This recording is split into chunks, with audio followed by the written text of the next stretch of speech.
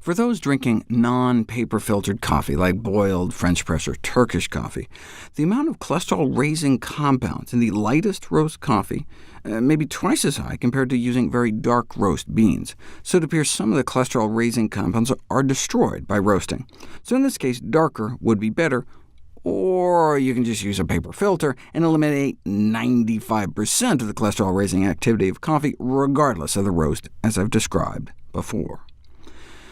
But I did another video showing dark roasting may also destroy up to nearly 90% of the chlorogenic acids, which are the antioxidant, anti-inflammatory phytonutrients purported to account for many of coffee's benefits.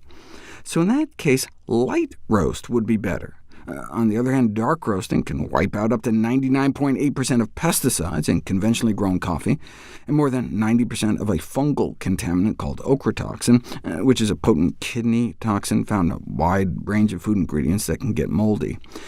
But then what about the polycyclic aromatic hydrocarbon products of combustion that are suspected to be carcinogenic and DNA-damaging? Darker roasts may have up to 4 times more than light roasts.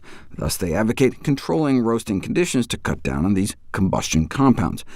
Just to put things in perspective, even the darkest roast coffee might only max out at a fraction of a nanogram of benzopyrene per cup, considered to be the most toxic of these compounds, whereas a single medium portion of grilled chicken could have over 1,000 times more.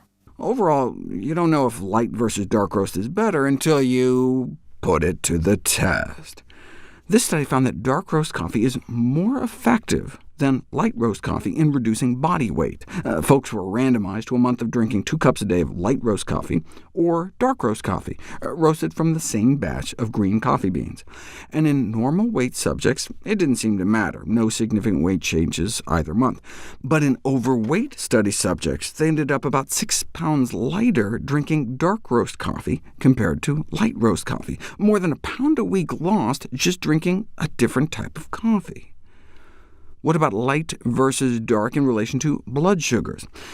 We've known since 2015 that even a single cup of coffee can affect the blood sugar response. Here's the blood sugar spike over 2 hours after drinking a cup of coffee, with more than a dozen sugar cubes in it, like a 1/4 cup of sugar in 1 cup of coffee, compared to the spike from the same amount of sugar in just plain water.